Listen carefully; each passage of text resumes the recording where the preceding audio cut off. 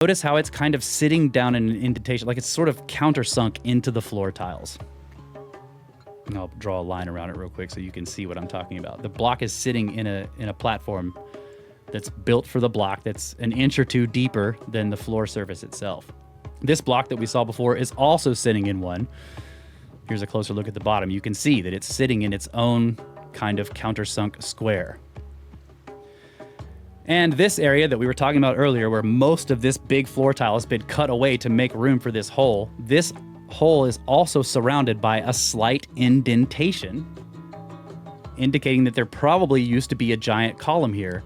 But this big square pit here gives a good indication about what may be actually happening in the interface between the columns and the floor tiles. So instead of something simple like this, where you have the floor and you have your column, and you just set the column down on the floor, instead it may be something much more interesting, like this,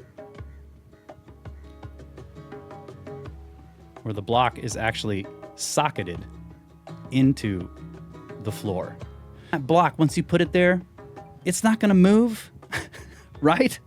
What's going to move that block? And yet they seem to have been building for the ages. Like they're socketing this block in. They want it to stay in that spot.